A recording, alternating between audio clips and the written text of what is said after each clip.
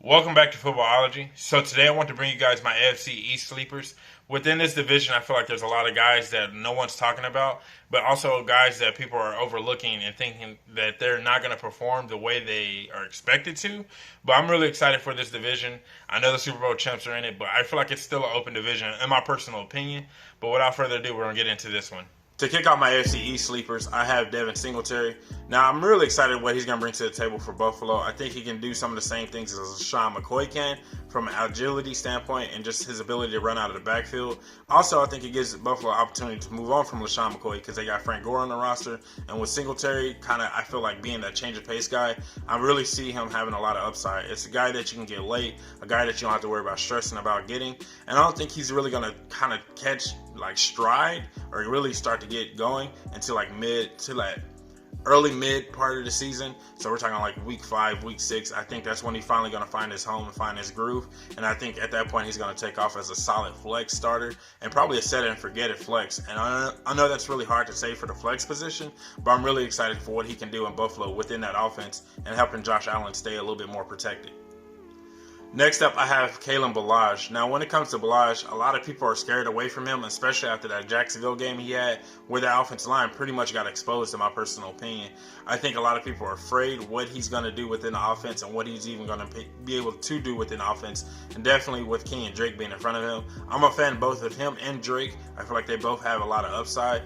Yes, that offensive line is scary, but I think that's when you have a really shaky offensive line, I feel like that's the best time to actually have one of the running backs that can actually pass catch out of the backfield, because I feel like the checkdowns are real. I feel like the checkdowns are more serious. And then in PPR leagues, that's just more money in your pocket. So definitely I'm high on Kalen Ballage as a guy that you can get, I'm saying 10th to 12th round, somewhere around there. And I think he's going to be a steal eventually. Once he finds his groove, once the offensive line finds their groove, and once Brian Flores finds his grooves as a head coach and what he really wants to do in building this identity, I think everything is really going to click, and Ballage is going to be the guy to benefit from it all. Also for the Miami Dolphins, I have Mike Gesicki. Now, when it comes to Gesicki, a lot of people are not high on him, and they're not excited for what he's going to do. I've seen a lot of reports. People just don't think he's even going to make the roster, or he's going to be buried on the roster, one of the two things. But I really feel like what his ability is being a pass-catching tight end. And I know Brian Flores understands the importance of having a guy like that on the roster coming from New England. I think Gesicki is going to be fine. I think everything's going to be okay.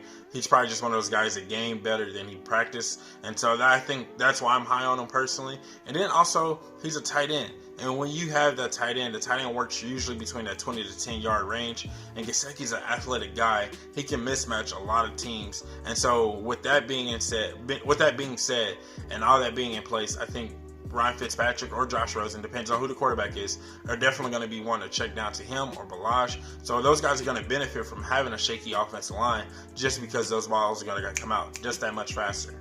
My last one from the Miami Dolphins is Kenny Stills.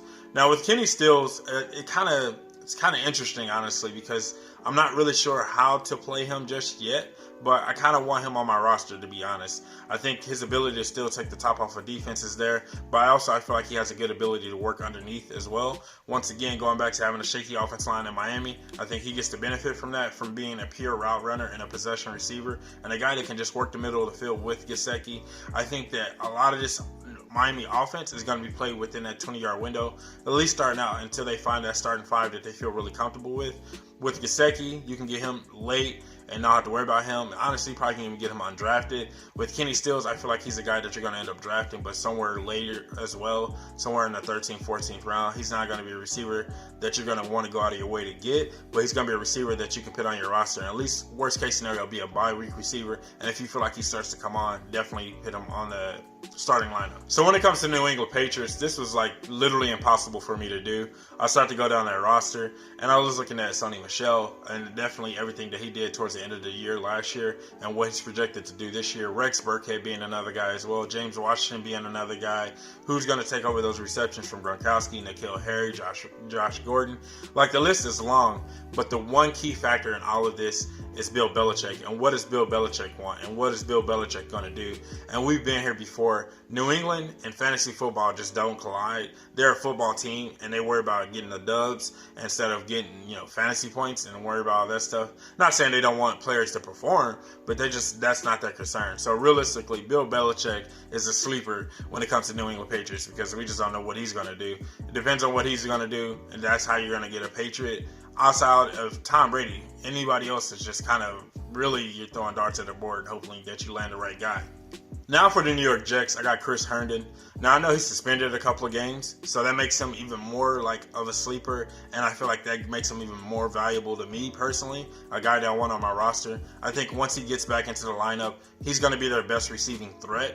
Le'Veon Bell is definitely going to do what Le'Veon Bell does, runs the ball between the tackles, outside the tackles, and definitely catches the ball out of the backfield. But with a guy like Chris Herndon, I think he's going to definitely work that middle of the field, also spread out, and just kind of take those mismatches away from Le'Veon Bell. And then, he's going to take a linebacker with him, or he's going to take a safety with him.